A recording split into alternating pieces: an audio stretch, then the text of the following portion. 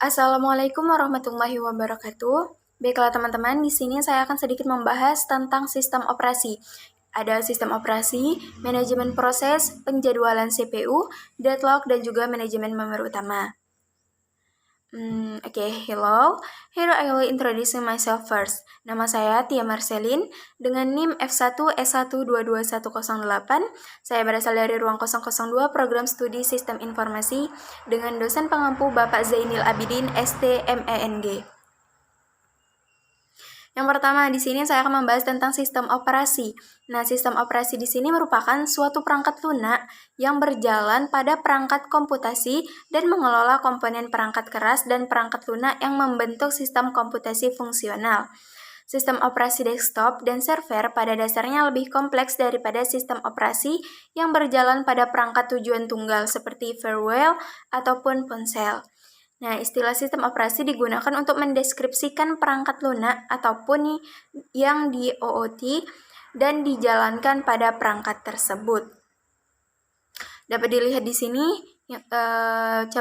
bagian dari sistem informasi ada user, lalu software. Nah, di dalam software ini terdapat sistem software, application, dan juga operating system. Dan yang terakhir ada hardware.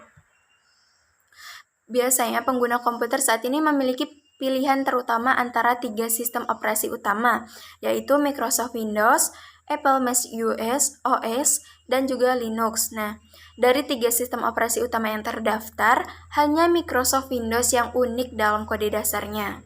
Sedangkan Mac OS Apple adalah distribusi Unix yang sepenuhnya memenuhi syarat berdasarkan BSD Unix. Lalu Linux dapat berupa salah satu dari ratusan paket distribusi yang dirancang atau dioptimalkan untuk tugas apapun yang diperlukan.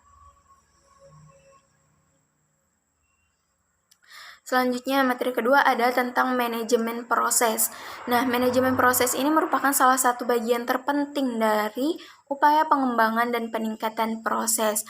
Jadi, manajemen proses adalah salah satu cara atau tindakan dalam membagi, mengalokasikan program yang akan dieksekusi menjadi tidak berantakan dan berjalan dengan baik sebagaimana mestinya.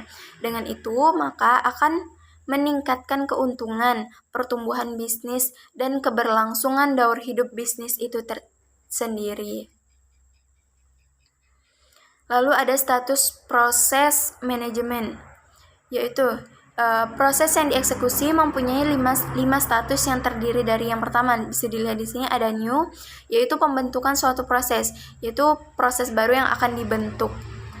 Lalu yang kedua ada ready, yaitu proses menunggu untuk dialirkan ke pemrosesnya.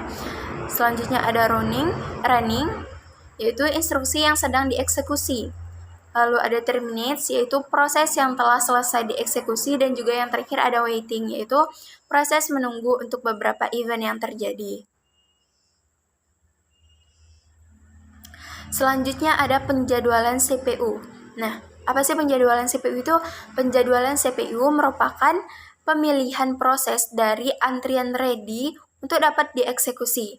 Nah, penjadwalan CPU ini merupakan konsep dari multiprogramming, di mana CPU digunakan secara bergantian untuk proses yang berbeda.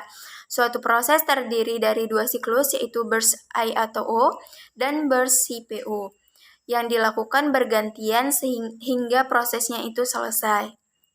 Lalu ada jenis-jenis penjadwalan. Yang pertama, penjadwalan itu terbagi menjadi 2. Yang pertama ada penjadwalan preemptif, dan juga yang kedua ada penjadwalan non-preemptif.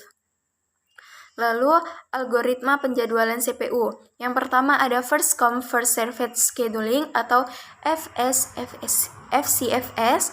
Yang kedua ada shortest job first scheduler atau SJF.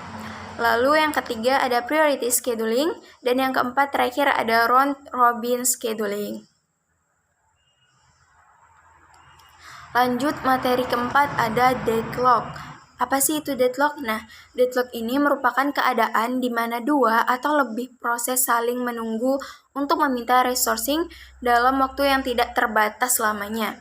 Analogisnya seperti pada kondisi jalan raya, di mana terjadi kemacetan yang sangat parah Nah, deadlock adalah event samping dari sinkronisasinya, di mana satu variabel digunakan oleh dua proses. Lalu ada 4 kondisi yang dapat menyebabkan deadlock. Yang pertama, ada mutual exclusion condition, yaitu sumber daya yang harus diberikan hanya pada satu proses saja.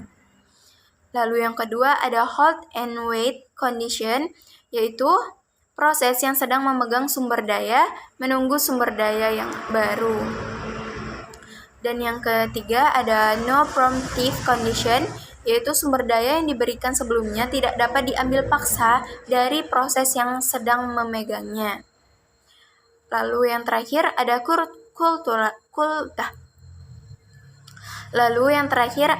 curtular wait condition.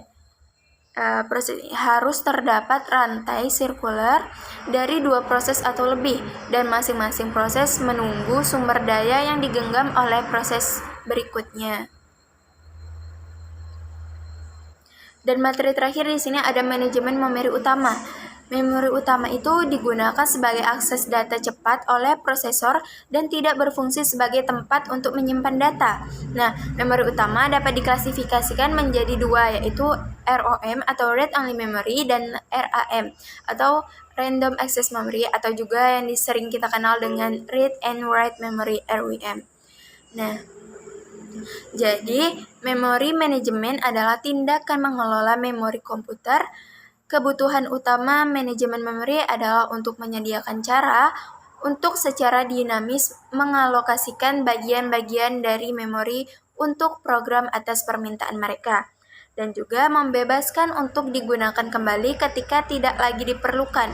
Nah, ini sangat penting untuk setiap sistem komputer yang canggih, di mana lebih dari satu proses mungkin berlangsung setiap saatnya. Lalu selanjutnya ada alamat memori. Nah, alamat memori di sini yang pertama ada alamat memori mutlak atau alamat fisik, dan yang kedua ada alamat memori relatif, yaitu alamat logika. Lalu ada pula fungsi manajemen memori, yaitu yang pertama untuk mengelola informasi yang dipakai dan tidak dipakai. Lalu yang kedua, mengalokasikan memori ke proses yang memerlukannya. Yang ketiga, mendealokasikan memori dari proses yang telah selesai.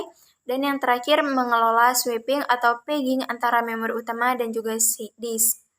Bisa dilihat gambarnya di sini. Baiklah, itu tadi sedikit penjelasan tentang sistem operasi dari saya. Kurang dan lebihnya saya mohon maaf. Saya akhiri. Wassalamualaikum warahmatullahi wabarakatuh.